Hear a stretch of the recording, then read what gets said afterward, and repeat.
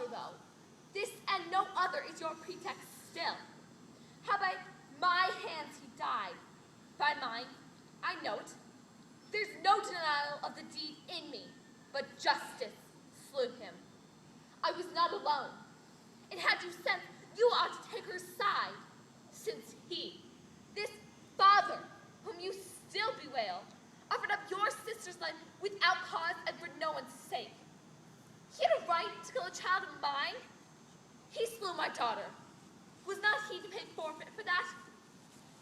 For what my hands have done, I do not feel remorse. But if to you I seem of evil mind, censor your folk, when you yourself are just. You cannot say now that I crossed you, and you answered me. Yet if you give me scope, I would speak fairly of he who is dead, and of my sister too. I'm giving you. If you address me thus always, it would not change me so to hear. Then listen! You avow my father's death. Will it do more ill become your mouth than this? But let me tell you that you slew him not for justice, but perverted by the late base roar, whom is your consort now, a Aegisthus. My father sacrificed your daughter as commanded by the gods. And let your tongue run freely when you say I speak evil of my mother. I do dare bear justice to your blood in me. I see her breathing, fury, right or wrong. 'Tis all is one on any thought she gives it. What sort of thought, then, must I give to her who in this fashion dares insult her mother? I do perceive that I am doing things unseasonable and unbenefiting me. Only your acts and your hostility force me to this behavior. Infamy is brought by contact with the infamous. Insolent creature! You shall not escape when Aegisthus comes for this audacity! See, now you fly into a frenzy. First you let me speak my mind, and then you will not listen. Will you not, I may pray, without words of ill omen, after suffering you to say all that you can? Go, pray. I let you. Nay, I bid you. Censor my mouth again, and I shall speak no more. Take up the offerings, you that wait on me, the fruits of the earth, that unto this, my lord, I may prefer petition for release out of my present night terrors. Here, in her presence, to the open sky, lest she with malice and loud voice scatter vain babblings unto the city. Last night, I witnessed, if they portended good, give them like foes. If evil, turn them backward, and do not let them disturb me from my present wealth. Let me live on securely in my palace, surrounded by friendly cheer and with the love of my children.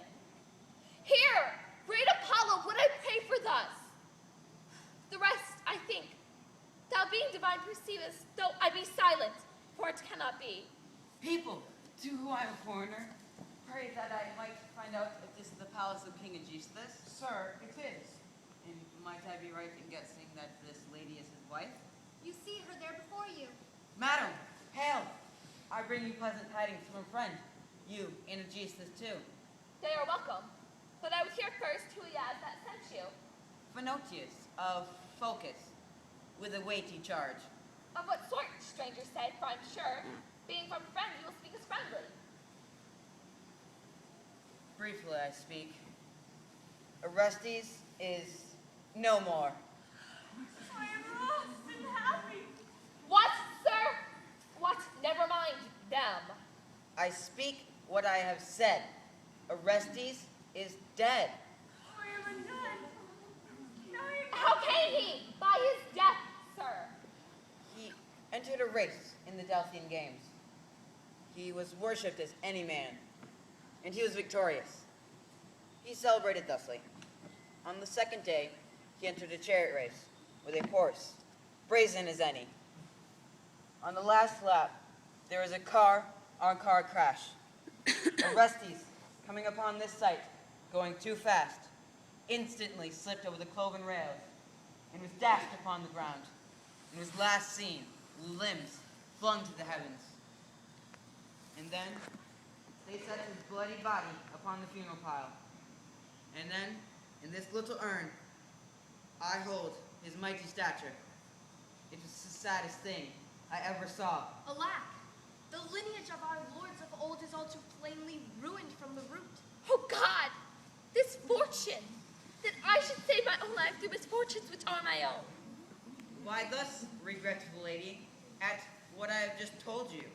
I cannot muster hatred, even for a son who so mistreated his mother.